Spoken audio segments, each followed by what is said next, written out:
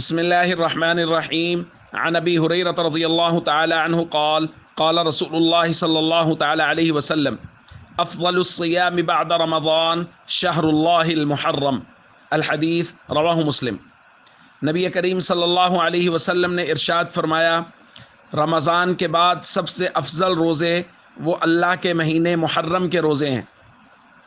دوستو، محرم الحرام کے روزوں کی بہت سی فضیلتیں بیان ہوئی ہیں۔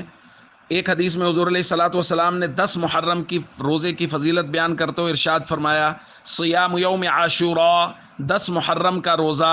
احتسب علی اللہ ان یکفر السنۃ التی قبلہ، مجھے اللہ کی ذات سے امید ہے کہ وہ 1 سال گزشتہ کے گناہوں کا کفارہ ہوگا۔ اور 10 محرم کے ساتھ 9 محرم کے روزے کا بھی اللہ کے نبی صلی اللہ علیہ وسلم نے حکم دیا، کیونکہ صحابہ کرام کہتے ہیں کہ حین صام رسول اللہ صلی اللہ علیہ وسلم یوم عاشوراء وامر بصیامی، جب حضور نے 10 محرم کا روزہ رکھا اور اس کے رکھنے کا حکم دیا تو صحابہ کرام نے عرض کیا، یا رسول اللہ، یہ ایسا دن ہے کہ یہود و نصارہ بھی اس دن کی تعظیم کر کے روزہ رکھتے ہیں۔ تو رسول اللہ صلی اللہ علیہ وسلم نے ارشاد فرمایا، فَإِذَا كَانَ الْعَامُ الْمُقْبِلُ إِن شَاءَ اللَّهُ صُمْنَا الْيَوْمَ التَّاسِعَ، جب آئندہ سال ہوگا تو ہم 10 کے ساتھ 9 محرم کا روزہ بھی رکھیں گے۔ لیکن حضور علیہ الصلوۃ والسلام اگلے سال تک آپ صلی اللہ علیہ وسلم دنیا سے رحلت فرما گئے، تو یہ فیصلہ ہوا کہ 10 محرم کے ساتھ ایک روزہ اور رکھنا ہے، چاہے وہ 9 محرم کا رکھ لیا جائے یا 11 محرم کا رکھ لیا جائے، تو 9-10 یا 10-11، تو اس روزے کی بہت فضیلت ہے۔ اور یہاں ایک درخواست میں ضرور کرنا چاہوں گا، یہ جو ہمارے یہاں مزاج بن گیا ہے کہ شریعت کے کسی بھی حکم کے بارے میں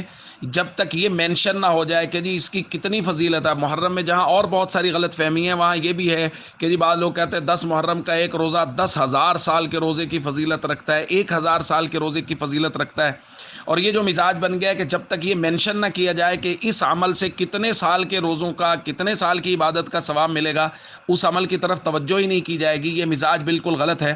بس سب سے بڑی ترغیب اور سب سے بڑی دلیل یہ کافی ہے کہ کوئی عمل اللہ کے نبی صلی اللہ علیہ وسلم نے خود کیا یا آپ صلی اللہ علیہ وسلم نے اس کے کرنے کا حکم ارشاد فرمایا، تو بس ایک مسلمان کے لیے اس سے بڑی اور کوئی ترغیب نہیں ہے اور اس سے بڑی اور کوئی دلیل نہیں ہے۔ اس لیے عمل کی فضیلت کی مینشن کرنے میں نہ پڑیں، بس جو عمل اللہ کے نبی صلی اللہ علیہ وسلم سے صحیح سند کے ساتھ ثابت مل جائے یا اس کا حضور نے اس کا حکم دیا ہو یہ مل جائے، تو اس عمل کی طرف پوری توجہ کر کے اس عمل کو کرنا شروع کر دیں۔ السلام علیکم ورحمۃ اللہ وبرکاتہ۔